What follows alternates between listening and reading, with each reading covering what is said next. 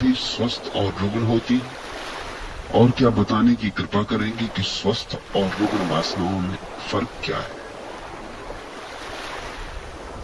वासना स्वाभाविक है, प्रकृति की भेंट, परमात्मा का दान है। वासना अपने आप में बिल्कुल स्वस्थ है। वासना के बिना जी ना सकोगे, एक क्षण न जी सकोगे। सच तो यह है, संसार के पुराने से पुराने शास्त्र एक बात कहते हैं, परमात्मा अकेला था, उसके मन में वासना जगी कि मैं दो हूं, इससे संसार पैदा हुआ। परमात्मा में भी वासना जगी कि मैं दो हूं, कि मैं अनेक हूं, कि मैं फैलूं, विस्तीर्ण हूं, तो संसार पैदा हुआ। हम परमात्मा की ही वासना के हिस्से, उसकी ही वासना की किरणें। इसलिए पहली बात, वासना स्वाभाविक है, वासना प्राकृतिक है, नैसर्गिक है। वासना बुरी नहीं है, पाप नहीं। जिन्होंने तुमसे कहा वासना पाप है, वासना बुरी है, वासना से बचो, वासना से हटो, वासना से भागो, वासना को दबाओ, काटो, मारो, उन्होंने वासना को रुग्ण कर दिया। दबाई गई वासना रुग्ण हो जाती है। जो भी दबाया जाएगा वही जहर हो जाता। दबने से मिटता तो नहीं, भीतर भीतर सड़क जाता है। उसकी सहज प्रक्रिया समाप्त हो जाती, क्योंकि तुमसे प्रकट नहीं होने देते। वो फिर असहज रूप से प्रकट होने लगता। और असहज रूप से जब वासना प्रकट होती है, तो विकृति, तो रोग, तो रुग्ण, तो तुमने एक सुंदर वस्तु को कुरूप कर डाला। वासना तो परमात्मा की दी हुई है, विकृति तुम्हारे महात्माओं की दी हुई है। महात्माओं से सावधान, अपने परमात्मा को महात्माओं से बचाओ। तुम्हारे महात्मा परमात्मा के एकदम विपरीत मालूम होते, और तुम्हें यह समझ में आ जाए कि तुम्हारे महात्मा परमात्मा के विपरीत है, तुम्हें यह दिखाई पड़ जाए कि जो परमात्मा ने दिया है स्वाभाविक सरल, जो जीवन का आधार है, उसे नष्ट करने में लगे, तो तुम्हारे जीवन से रुग्णता समाप्त हो जाएगी, वासना का रोग विलीन हो जाएगा, विकृति विदा हो जाएगी। समझो, काम वासना है, स्वाभाविक है, तुमने पैदा नहीं की, जन्म के साथ मिली, जीवन का अंग है, अनिवार्य अंग है। तुम्हारे मां और पिता को काम वासना न होती तो तुम न होते। इसलिए शास्त्र ठीक कहते हैं कि परमात्मा में वासना उठी होगी तभी संसार हुआ। तुम्हारे मां और पिता में वासना न उठती तो तुम न होते। तुम में वासना उठेगी तो तुम्हारे बच्चे होंगे। ये जो जीवन की श्रृंखला चल रही है, जो जीवन का सातत्य है, ये जो जीवन की सरिता बह रही है, इसके भीतर जल वासना का है। वासना बुरी नहीं हो सकती, क्योंकि जीवन बुरा नहीं, जीवन प्यारा, अति सुंदर। लेकिन वासना को दबाने में लग जाओ और विकृति शुरू हो जाती है। वासना के ऊपर चढ़ के बैठ जाओ, उसकी छाती पे बैठ जाओ, उसको प्रकट न होने दो, उसको दबाओ, काटो, छांटो, कि बस फिर विकृति शुरू होती, फिर अड़चन शुरू होती, फिर वासना ऐसे ढंग से प्रकट होने लगती है जो कि स्वाभाविक नहीं। जैसे एक सुंदर स्त्री को देखकर तुम्हारे मन में अहोभाव का पैदा होना जरा भी अशोभन नहीं है। सुंदर फूल को देख के तुम्हारे मन में अगर ये भाव उठता है सुंदर है, तो कोई पाप तो नहीं। चांद को देखकर सुंदर है तो पाप तो नहीं। तो मनुष्य के साथ ही भेद क्यों करते हो? सुंदर स्त्री, सुंदर पुरुष को देखकर सौंदर्य का बोध होगा, होना चाहिए। अगर तुम में जरा भी बुद्धिमत्ता है तो होगा, अगर बिल्कुल जड़ बुद्धि हो तो नहीं होगा। इसलिए सौंदर्य के बोध में तो कुछ बुराई नहीं है, लेकिन तत्क्षण तुम्हारे भीतर घबराहट पैदा होती कि पाप हो रहा है। मैंने इस स्त्री को सुंदर माना, ये पाप हो गया कि मैंने कोई अपराध कर लिया। अब तुम इस भाव को दबाते, तुम इस स्त्री की तरफ देखना चाहते हो और नहीं देखते। अब विकृति पैदा हो रही, अब तुम और बहाने से देखते हो, किसी और चीज को देखने के बहाने से देखते हो। तुम किसको धोखा दे रहे हो? या तुम भीड़ में उस स्त्री को धक्का मार देते, ये विकृति है। या तुम बाजार से गंदी पत्रिकाएं खरीद लाते हो, नग्न स्त्रियों के चित्र देखते हो, ये विकृति है। और ये विकृति बहुत भिन्न नहीं है जो तुम्हारे ऋषि मुनियों को होती रही। तुमने कथाएं पढ़ी है ना कि ऋषि ने बहुत साधना की और साधना के अंत में अप्सराएं आ गई, आकाश उर्वशी आ गई और उसके चारों तरफ नाचने लगी। पोर्नोग्राफी नई नहीं है, ऋषि मुनियों को उसका अनुभव होता रहा। वो सब तरह के अश्लील भावभंगिमाएं करने लगी ऋषि मुनियों के पास। अब किस अप्सरा को पड़ी है ऋषि मुनि के पीछे पड़ने की? ऋषि मुनियों के पास, विचारों के पास है भी क्या कि अप्सराएं उनको जंगल में तलाशती जाएं और नग्न होकर उनके आसपास नाचे। सच तो यह है कि ऋषि मुनि अगर अप्सराओं के घर भी दरवाजे पे जाके खड़े रहते तो क्यों न उनको जगह न मिलती। वहां पहले से लोग राजा महाराजा वहां खड़े होते, ऋषि मुनियों को कौन घुसने देता। मगर कहानियां कहती हैं कि ऋषि मुनि अपने जंगल में बैठे, आंख बंद किए, शरीर को जला के गला के, भूखे प्यासे व्रत उपवास किए हुए, और अप्सराएं उनकी तलाश में आती। ये अप्सराएं मानसिक, ये उनकी मन की दबी हुई वासना है। ये कहीं है नहीं, ये बाहर नहीं, ये प्रक्षेपण, ये स्वप्न है। उन्होंने इतनी बुरी तरह से वासना को दबाया है कि वासना दबते दबते इतनी प्रगाढ़ हो गई है कि वो खुली आंख सपने देखने लगे, और कुछ नहीं, हेलुसिनेशन, संभ्रम। मनोवैज्ञानिक कहते हैं किसी आदमी को ज्यादा दिन तक भूखा रखा जाए तो उसे भोजन दिखाई पड़ने लगता है, और किसी आदमी को वासना से बहुत दिन तक दूर रखा जाए तो उसकी वासना का जो भी विषय हो वो दिखाई पड़ने लगता है, भ्रम पैदा होने लगता है। बाहर तो नहीं है, वो भीतर से ही बाहर प्रक्षेपित कर लेता है। ये ऋषि मुनियों के भीतर से आई हुई घटनाएं हैं, बाहर से उनका कोई संबंध नहीं। कोई इंद्र नहीं भेज रहा है, कहीं कोई इंद्र नहीं और न कहीं कोई उर्वशी। सब इंद्र और सब उर्वशियां मनुष्य के मन के भीतर का जाल। तो तुम अगर कभी ये सोचते हो कि जंगल में बैठने से उर्वशी आएगी, भूल समझ जाना, कोई उर्वशी नहीं आती। नहीं तो कई ऋषि मुनि इसी में हो गए हों, बैठे हैं जंगल में जाके, अब उर्वशी आती होगी, अब उर्वशी आती होगी। उर्वशी तुम पैदा करते हो, दमन से पैदा होती। ये विकृति, इस स्थिति को मैं मानसिक विकार कहता हूं। ये कोई उपलब्धि नहीं है, ये विक्षिप्तता है। यह है वासना की रुग्ण दशा।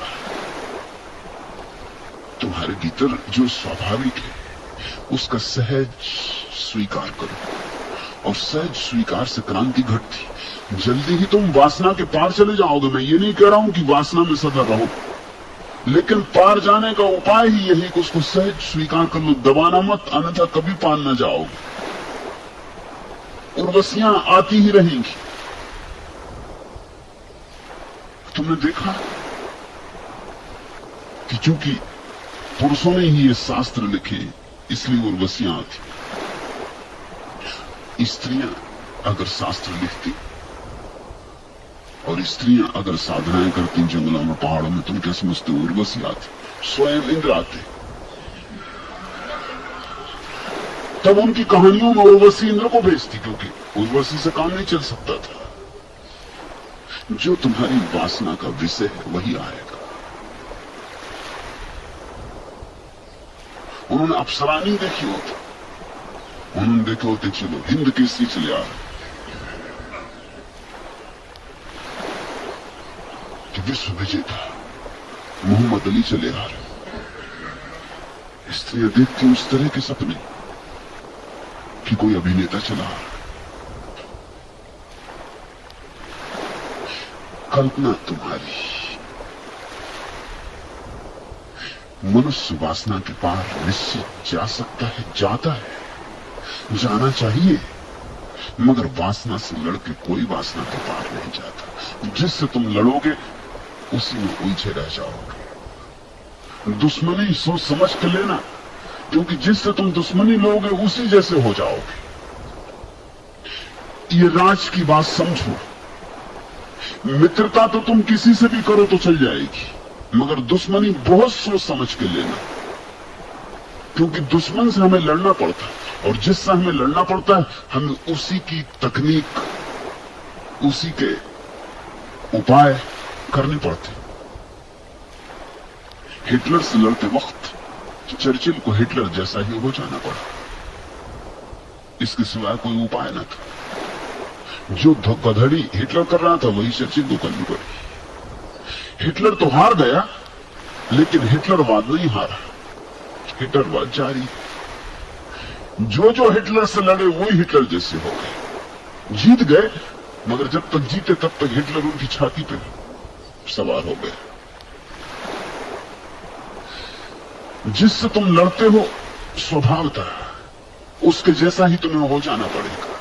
लड़ना है तो उसके रीति रिवाज पहचानने होंगे, उसके ढंग ढोल पहचानने होंगे, उसकी कुंजियां पकड़नी होंगी, उसके दांव पैंच सीखने होंगे, उसी में तो तुम उस जैसे हो जाओगे। दुश्मन बड़ा सोच के चुनना। वासना को अगर दुश्मन बनाया तो तुम धीरे धीरे वासना के दलदल में ही पड़ जाओगे, उसी में सड़ जाओगे। वासना दुश्मन नहीं है, वासना प्रभु का दान है। इससे शुरू करो, इसे स्वीकार करो, इसको अहोभाव से, आनंद भाव से अंगीकार करो, और इसको कितना सुंदर बना सकते हो बनाओ। इससे लड़ो मत, इसको सजाओ, इसे श्रृंगार दो, इसे सुंदर बनाओ, इसको और संवेदनशील बनाओ।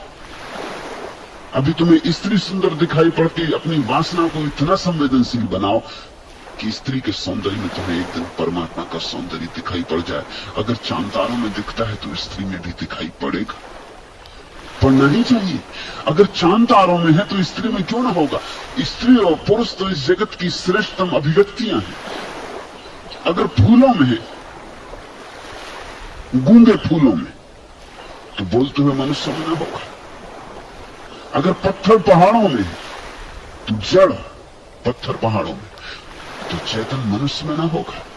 संवेदनशील बनाओ, वासना से भगो मत, वासना से डरो मत, वासना को निखारो, शुद्ध करो। यही मेरी पूरी प्रक्रिया है जो मैं यहां तुम्हें दे रहा हूं। वासना को शुद्ध करो, निखारो, वासना को प्रार्थना पूर्ण करो, वासना को ध्यान करो, और धीरे धीरे तुम चमत्कृत हो जाओ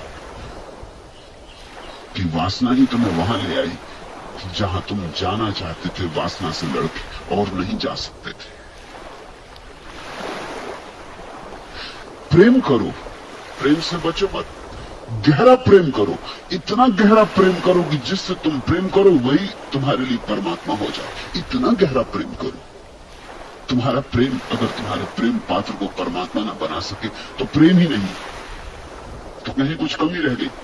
तुम्हारे महात्मा कहते हैं कि प्रेम के कारण तुम परमात्मा को नहीं पा रहे हो। मैं तुमसे कहता हूं प्रेम की कमी के कारण तुम परमात्मा को नहीं पा रहे। इस भेद को समझ लेना। इसलिए अगर तुम्हारे महात्मा मुझसे नाराज हैं तो बिल्कुल स्वाभाविक। अगर मैं सही हूं तो वे सब नाराज होने ही चाहिए। मैं कह रहा हूं प्रेम तुम में कम है, इसलिए परमात्मा तुम्हें दिखाई नहीं पड़ता। तुम्हारी वासना बड़ी अधूरी है, अपंग है। तुम्हारी वासना को पंख नहीं, पंख दो। तुम्हारी वासना को उड़ना सिखाओ। तुम्हारी वासना जमीन पर सरक रही, मैं कहता हूं वासना को आकाश में उड़ना सिखाओ। परमात्मा अगर वासना के द्वारा संसार में उतरा है तो तुम वासना की ही सीढ़ी पर चढ़ के परमात्मा तक पहुंचोगे, क्योंकि जिस सीढ़ी से उतरा जाता है उसी से चढ़ा जाता है। फिर तुम्हें दोहरा के कह दूं, पुराने शास्त्र कहते हैं परमात्मा में वासना जगी कि मैं अनेक हूं। अकेला अकेला थक गया होगा, तुम भीड़ से थक गए हो, वो अकेला अकेला थक गया था, वो उतरा जगत में, तुम भीड़ से थक गए हो। अब तुम वापस एकांत पाना चाहते, मोक्ष पाना चाहते, कैवल्य पाना चाहते, ध्यान समाधि पाना चाहते, चढ़ो उसी सीढ़ी से जिससे परमात्मा उतरा। इसलिए मैं कहता हूं कि संभोग और समाधि एक ही सीढ़ी के दो हिस्से, दिशा का भेद है और कोई भेद नहीं। परमात्मा उतरा है समाधि से संभोग की तरफ, तो संसार बना, नहीं तो संसार नहीं बन सकता था। तुम चलो संभोग से समाधि की तरफ तो तुम संसार से मुक्त हो जाओगे। उसी सीढ़ी से चलना होगा और कोई सीढ़ी नहीं। तुम जिस रास्ते से चल के मुझ तक आए हो, घर जाते वक्त उसी रास्ते से लौटोगे ना। तुम ये तो नहीं कहोगे कि इस रास्ते से तो हम अपने घर से दूर गए थे, इसी रास्ते को हम कैसे आज। तुम जानते हो कि तर्क भी तुम्हें घर वापस ले जाएगा, सिर्फ दिशा बदल जाएगी, चेहरा बदल जाएगा। अभी यहां आते तरफ पीठ थी, जाते वक्त घर की तरफ मुंह हो जाए। बस इतना सा रूपांतर है, विरोध नहीं, वैमनस्य नहीं, दमन नहीं, जबरदस्ती नहीं, हिंसा नहीं। तुमने पूछा है कि अपने भीतर कभी झांकने पर मुझे लगा है कि मेरी अनेक वासनाएं रुग्ण। देखना, उनका विश्लेषण करना। जो वासनाएं रुग्ण हो समझ लेना, खोज करोगे अनुभव में भी आ जाएगा। वे ही वासनाएं हैं जिन जिनको तुमने दबाया है, या जिन जिनको तुम्हें सिखाया गया दबाओ, वे रुग्ण हो गई। उन्हें अभिव्यक्ति का मौका नहीं मिला। ऊर्जा भीतर पड़ी पड़ी सड़ गई। ऊर्जा को बहने दो, झरने रुक जाते तो सड़ जाते, नदी ठहर जाती तो गंदी हो जाती। स्वच्छता के लिए नीर बहता रहना चाहिए। बहते नीर बनो, पानी बहता रहे, बहाव को अवरुद्ध मत करो, नहीं तो तुम बीमार वासनाओं से गिर जाओ। और बीमार वासनाएं हो तो आत्मा स्वस्थ नहीं हो सकती। वे बीमार वासनाएं आत्मा के गले में पत्थर की चट्टानों की तरह लटकी रहेंगी। आत्मा उठ नहीं सकती आकाश में। वे बीमार वासनाएं घाव की तरह होंगी, उनसे मवाद रिश्ती रहेगी। पूछा तुमने तो क्या वासनाएं भी स्वस्थ और रुग्ण होती? निश्चित। स्वीकृत वासना, अहोभाव से अंगीकृत वासना स्वस्थ होती, अस्वीकृत वासना, इंकार की गई वासना अस्वस्थ हो जाती। और जिसे तुम इंकार करते हो वो बदला मांगती, वो प्रतिरोध करती और प्रतिशोध चाहती। जितना तुम दबाते हो उतनी वो धक्के मारती कि मैं प्रकट होकर रहूंगी। इसलिए अक्सर ऐसा हो जाता है कि तुम्हारे तथाकथित साधु सन्यासी सिवाय रुग्ण वासनाओं की गठरी के और कुछ नहीं रह जाता। अगर उनके मन की तुम जांच पड़ताल करो तो बड़े चकित हो जाओ, वहां सिर्फ रुग्ण वासनाएं। अगर तुम उनके सपनों में झांको तो बहुत भयभीत हो जाओ, उससे बेहतर सपने तुम देखते हो। इस बात का तुम्हें शायद पता न हो कि साधारण जन गंदे सपने नहीं देखते या बहुत कम देखते, लेकिन जिनको तुम साधु पुरुष कहते हो उनके सब सपने गंदे होते होंगे ही, क्योंकि दिन भर जिसको दबाया है वो रात बदला लेता। इसलिए तो साधु सन्यासी सोने से डरने लगते, नींद कम करने लगते, 5 घंटे सो, 4 घंटे सो, 3 घंटे। जो साधु जितना कम सोता है लोग कहते हैं हाँ ये साधु 2 ही घंटे सोता है, मगर ये नींद से डरता क्यों है? इतनी घबराहट क्या है? नींद जैसी सुखद प्रक्रिया, नींद जैसी शांत प्रक्रिया। पतंजलि ने तो कहा है समाधि और सुसुप्ति एक जैसे। गहरी नींद समाधि जैसी ही है, जरा सा फर्क है। इतना सा फर्क है कि समाधि में आदमी जागा होता है और नींद में सोया होता है, मगर दोनों दशाएं एक जैसी, क्योंकि दोनों ही स्थिति में मन शांत हो गया होता है, विचार विलीन हो गए होते, निर्विचार दशा आ गई होती। सुसुप्ति में भी तुम परमात्मा में गिर जाते हो, रोज गिरते हो। इसलिए तो गहरी नींद के बाद सुबह ताजापन लगता है, पुनरुज्जीवन मालूम होता है, फिर लौट आए ताजे होकर, किसी ऊर्जा के स्रोत में नहा के लौट आए। कुछ पता नहीं कहां गए, कैसे गए, मगर गए। होश नहीं था लेकिन गए। सुसुप्ति है सोए सोए परमात्मा में प्रवेश, और समाधि है जागे जागे परमात्मा में प्रवेश। प्रवेश तो एक ही है, द्वार एक ही है, सिर्फ इतना ही फर्क है, एक में नींद है, एक में जागरण है। लेकिन तुम्हारे साधु सन्यासी बड़े घबराते नींद से, बड़े उपाय करते रहते कि किस तरह न सोएं। उनका भय क्या है? उनका भय विचारों का यही उदया योग। जो सो भी नहीं सकते शांति से, उनको दया न करो तो और क्या करो। उनकी कठिनाई यही है कि दिन भर जो जो दबाया है, समझो कि दिन भर उपवास किया, तो वो रात डरते कि जब वो सोएंगे तब राजमहल में निमंत्रण मिलने ही वाला है, वो बच नहीं सकेंगे।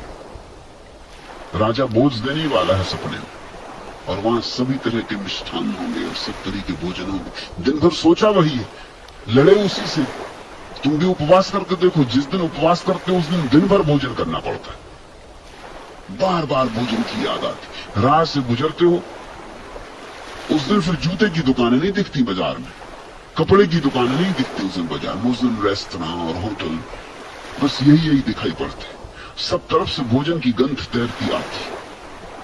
ये पकोड़े चले आ रहे, ये भजी चले आ रहे, सारा जगत भोजन बन जाता है। जिसे देखते हो वही याद दिलाता है, भोजन की याद दिलाता है।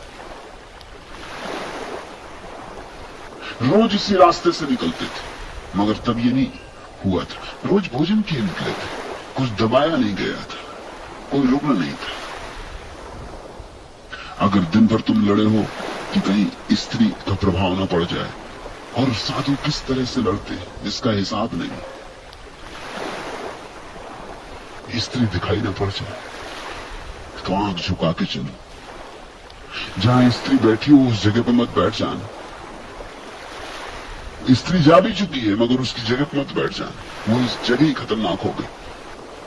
तो साधु अपना आसन लेके साथ चलते हैं कि कहीं कोई किसी के आसन पर बैठना पड़े, पता नहीं कोई स्त्री पहले बैठी रही हो, फिर कहीं रोग लग जाए। अपना आसन साथ रखते, अपनी पिच्छी साथ रखते हैं, जहां बैठते वहां पहले सफाई कर ली, फिर बैठ गए देख के कि अब कोई खतरा नहीं।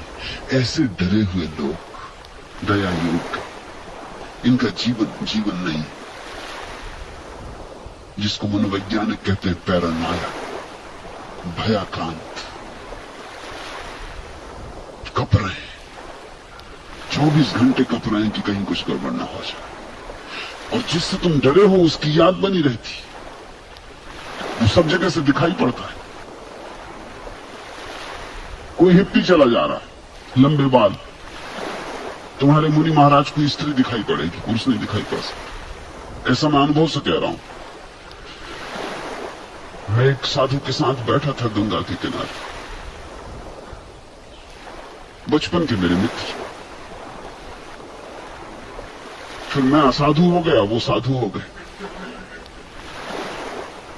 दोनों बैठे बात कर रहे थे। उनकी आंखें बार बार तट पर कोई स्नान करने आया उस तरफ जाने लगी। मैंने भी देखा कौन है, देखा कि स्त्री स्नान कर रही। मैंने उनसे कहा कि ये बात आगे नहीं चल सकी कि तुम्हारा ध्यान बार बार स्त्री की तरफ जा रहा, तुम जाकर उसे देख ही आओ।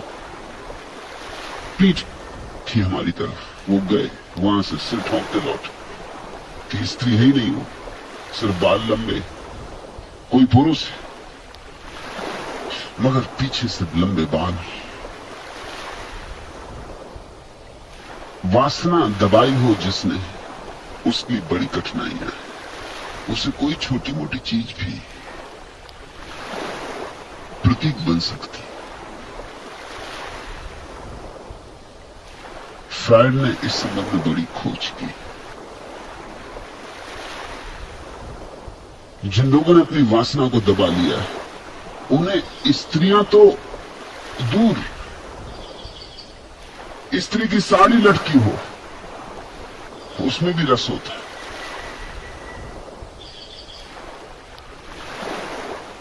जिसने पुरुष के प्रति अपनी वासना दबा ली, उसे हर पुरुष की चीज में रस हो जाता है। ये विकृति है, ये रुग्ण चित्त दशा है। तो फिर डरोगे रात सोने में, क्योंकि सोए की अड़चन हुई, सोए की घबराहट आई। जागने में तो किसी तरह अपने को संभाले रहे, संभाल संभाल चलते रहे। नींद में कौन संभालेगा? नींद में तो सब संभालना बंद हो जाएगा, और जो दिन भर दबा रहा है वो एकदम से प्रकट होगा। इसलिए तो मनस्विद कहते हैं कि तुम्हें जानने के लिए तुम्हारे सपनों का विश्लेषण करना पड़ता है। तुम इतने झूठे हो कि तुम्हारे जागरण का तो कोई भरोसा ही नहीं। तुम्हारा जागरण तो बिल्कुल प्रपंच है। तुम मनोवैज्ञानिक के पास जाओ तो वो कहता अपने सपने लाओ, रोज रोज तुमसे कहता अपने सपने लाओ, सपने लिखवाओ, सपने बताओ, सपने की डायरी बनाओ। तुम सोचते भी हो भाई तुम्हें जो पूछना मुझसे पूछ लो, सपने को क्या देखना। मनोवैज्ञानिक कहता सपने से पता चलेगा कि तुम असलियत में क्या हो। जागने में तो तुम धोखा दे सकते हो, और तुम इतने कुशल हो गए हो धोखा देने में कि दूसरे को नहीं दे सकते, अपने को भी दे सकते हो। कुछ लोग तो इतने कुशल हो गए हैं धोखा देने में कि सपने तक में थोड़ा सा धोखा कर जाते। जैसे तुम्हें अपने बाप की हत्या करना, ऐसा तुम्हारे दिन में लगा रहता है कि बाप ने बहुत सताया, कि सता रहा है, कि बूढ़ा अभी भी जा नहीं रहा, कब जाएगा कब नहीं जाएगा, ऐसे तुम्हारे मन में विचार चल रहे हैं। मगर पिता पिता है, और संस्कृति कहती, सभ्यता कहती आदर दो। इसलिए सब संस्कृतियां, सब सभ्यताएं कहती कि पिता को आदर दो, क्योंकि खतरा है, नहीं तो बाप बेटे के बीच झगड़ा होने वाला है, बेटे बाप को मार डालेंगे। इसको बचाने के लिए ही सारी सभ्यताएं, ये बड़े मजे की बात है। अगर तुम सभ्यताओं के नियम पहचानने की कोशिश करो तो उनसे राज पता चलता है कि मामला क्या है। इतनी दुनिया की सभ्यताएं हैं, अलग अलग ढंग, अलग अलग व्यवस्था, भोजन अलग, कपड़े अलग, मगर एक बात में सब राजी हैं कि बेटा बाप का सम्मान करे। अनुभव है सभी को कि अगर सम्मान ठोक ठोक के बिठाया नहीं गया तो एक न एक दिन अपमान होने वाला बेटे के द्वारा बाप का, इसलिए उसको बिठाई देना ठोक ठोक के। फिर वो इतना गहरा बैठ जाता है संस्कार। मनोवैज्ञानिक कहते हैं सपने में भी तुम अपने बाप की हत्या नहीं करते, अपने चाचा की कर देते हो, कि वो पिता जैसे मालूम होते। अब चाचा का कोई हाथ ही नहीं, चाचा की कोई हत्या करनी नहीं चाहता, तुम ख्याल रखना। चाचा से तो दोस्ती होती, चाचा से तो सबकी दोस्ती होती, चाचा तो प्यारा आदमी होता, बाप जैसा होता और बाप जैसा नहीं होता, मित्रता होती, ना आज्ञा देता है, न जबरदस्ती स्कूल भेजता है, बल्कि मौका पड़ जाए तो कुछ पैसे भी दे देता है, स्कूल से निकालना हो तो छुट्टी भी निकलवा देता है। चाचा तो भिन्न तरह का आदमी होता है, चाचा को कौन मारना चाहता है। लेकिन सपने में मनोवैज्ञानिक कहते हैं पिता की हत्या करने का भाव सपने तक में आदमी रोक लेता है कि ये बात तो हो ही नहीं सकती। चाचा को मार देता, चाचा पिता जैसा लगता, वो प्रतीक बन जाता। तुम ख्याल करना, मनोवैज्ञानिक कहते हैं कि सपने तक में धोखा शुरू हो गया है, आदमी का धोखा इतना गहरा चला गया है। लेकिन सपनों में फिर भी तुम्हारी प्रामाणिकता का पता चल जाता है। अगर तुम्हारे 3 महीने तक के सारे सपने तुम खोल कर रख दो तो तुम्हारी आत्मकथा हो जाएगी, असली आत्मकथा। असली आत्मकथा उन बातों की नहीं है जो तुम जाग के सोचते हो, उन बातों की जो तुम सो के सोचते हो, क्योंकि उससे पता चलता है तुम कहां हो। और बड़ी उल्टी बात होगी, ऊपर ऊपर तुम कुछ थे, भीतर भीतर तुम कुछ थे। ऊपर ऊपर तुम इतने शांत थे और भीतर तुमने हत्याएं कर दी। ऊपर ऊपर तुम इतने भले मालूम होते थे और भीतर भीतर तुमने क्या नहीं था जो नहीं किया। बड़े से बड़े अपराधी जो करते हैं वो हर आदमी अपने सपने में कर लेता है, सपने में तृप्ति मिल जाती है। रुग्ण मत कर लेना अपनी वासनाओं का, अन्यथा तुम मुश्किल में पड़ जाओ। स्वीकार करो, परमात्मा ने जो भी दिया है उसके पीछे राज होगा, उसके पीछे कुछ छिपी होगी संपदा। इनकार मत करो।